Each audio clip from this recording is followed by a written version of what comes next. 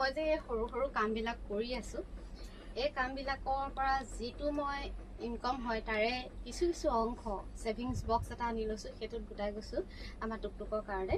কাৰণ মেট্ৰিক পৰীক্ষা দিয়াৰ পিছত মই ভাবি থৈছোঁ, তাক কৈয়ে থাকোঁ সদায়, ভাবি থৈছোঁ যে তাক মই এটা হাতৰ বিদ্যা শিকাম।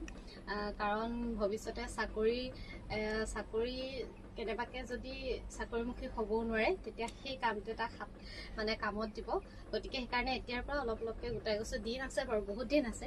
আৰু সেইকাৰণে কৈছোঁ যে এই সৰু সৰু কামবিলাকৰ আঁৰত আমাৰ যিটো কাহিনী থাকে, সেই কাহিনীটো মানুহে আচলতে গম নাপায়। আৰু গম নোপোৱাৰ কাৰণে কিছুমানে তুচ্ছ তাচ্ছিল্য কৰে, নহয়নে? আৰু সেইকাৰণে আমি মানুহৰ সেই তুচ্ছ তাচ্ছিল্য শুনিব নালাগিব। আমি জানো আমি লোকৰ কাৰণে কাম কৰা নাই, আমি নিজৰ কাৰণে কাম কৰি আছোঁ। আৰু সেইকাৰণে আমি কাম কৰি যাব লাগে। আৰু মই নিজকে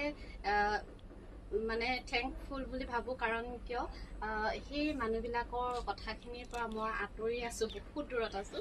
গতিকে কোনোবাই কিবা এটা ক'লেও মোৰ কাণত নপৰেহি।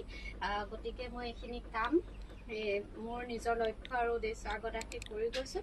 আৰু সকলোৱে নিজৰ নিজৰ কামবিলাক এনেকৈ কৰি যাব লাগে।